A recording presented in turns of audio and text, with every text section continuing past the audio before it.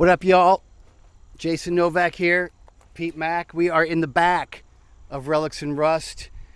This is Pete's shop in Newburyport, Massachusetts, and we just came back from Brimfield, Massachusetts, and I wanted to shed some light on that story. Car restoration, antique cars, vintage cars. That's Pete's lane these days, but he has a backstory with antiques. And I just, coming back from, he turned me on to this Brimfield, Massachusetts antique show, huge epic flea market in Brimfield. And it's been a very cool experience. Now I'm doing some drone flying and working for this particular field and the owners of that. And so I've been learning more about Pete's story on this.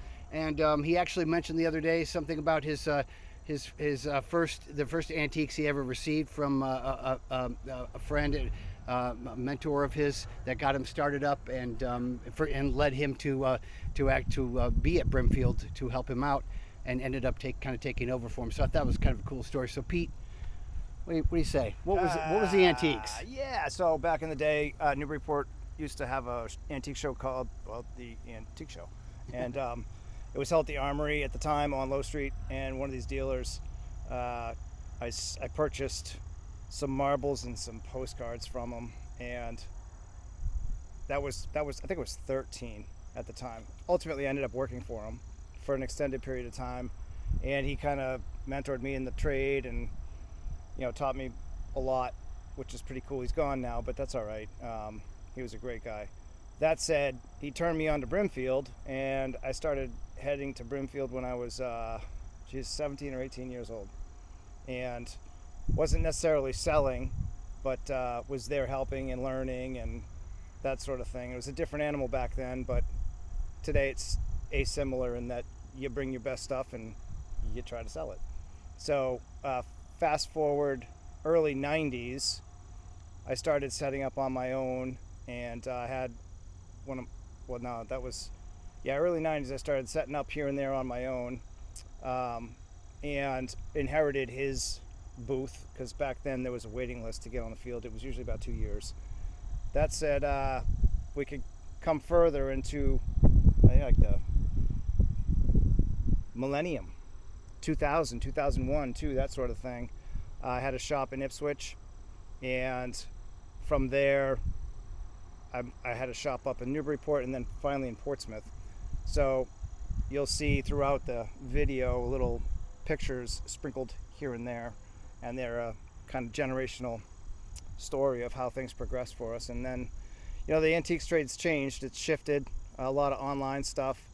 COVID had an effect on everybody's life, and it had a big toll on the antiques trade and how we conduct business. So it didn't make sense for me to continue with a store. I was a sole proprietor. A lot of the group shops, they make it because they've got people paying their rent, and that's great, but I didn't want to be responsible for other people's stuff. I wanted to be solo, and I did that successfully for several years. Actually 2 decades. Then the car thing, I've been doing that since I was a kid, and now we're scaling that up. It's pretty good. It works out pretty well. Yeah, absolutely. And you can still do the antique thing. Only 3 times a year. That's fine. That's enough for me. You get to scratch that itch and continue to keep your skills honed and your picking, that sort of thing. Yeah. Yeah. But this is what's paying the bills right now, so we'll stick with it. Very cool. Hell yeah. Right on. Yeah, Relics and Rust, folks. You can check our stuff out on YouTube, Instagram, and Facebook. We have some fun videos, educational videos. My brother's a comedian. Yep, his brother's a comedian. This guy's kind of a comedian too.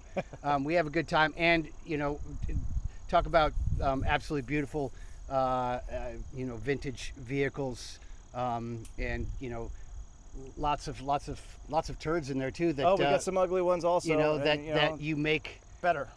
Yeah. So it's very cool. Yeah. Super. So I just want to throw out now. Now we're kind of fast forwarding everything to 2025. Where we're at right now. We just got back from Brimfield, and I'm going to throw out a little video that I put together, just a little snippet, 15-20 seconds, just to give you an idea of what that is. in comparison to when you go online and check our stuff out for Relics and Rust? Yeah, it's just one field. There's 20-something fields down there. So the one field that Jay shot and that I set up on consistently is the first field. It's the OG. They originally were auctioneering there, and then it was turned into the first Brimfield antique show field, if you will, and it's grown since then. But Auction Acres is #1. And it started, that was 1959, right? Yeah. Yep. First field there. Now it's just you go there and it's overwhelming. Massive. Yeah, it's it's thousands huge. and thousands of antique the Dealers. tents and everything. Yeah. It's pretty cool.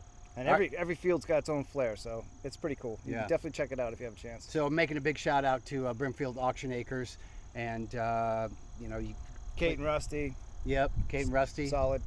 Yes, thank you for keeping the keep on. Yep. That's how we do. So yeah, let's take you up to the video. Thanks, folks. We are at the legendary Brimfield Auction Acres, season #1 for me, and we're gonna do a little fly on the big rush coming up. Just Pete and Melissa in there getting set up. Yep. He's the best of all the auctioneers. $45 bid, another $50, 50. Will they give me 50? Make it 50 bid on a $50. Will they give me 50? Who'd bid a $50 bill? $50 bidder now, 55. Will they give me 55 to make it a 55? Bid on a 55. I sold that hog for a $50 bill. Hey, well, all right, sir, open the gate and let them out and walk 'em, boys. Here we come a lot of number 29 in. What are they going to give for 'em? I'm at 25 to give 30 now. 5. Would it bid a 5? Another $40 on them, make it a 40 now. 5. Would it bid a 5? Another $50 on them, make it a 50 now. 5.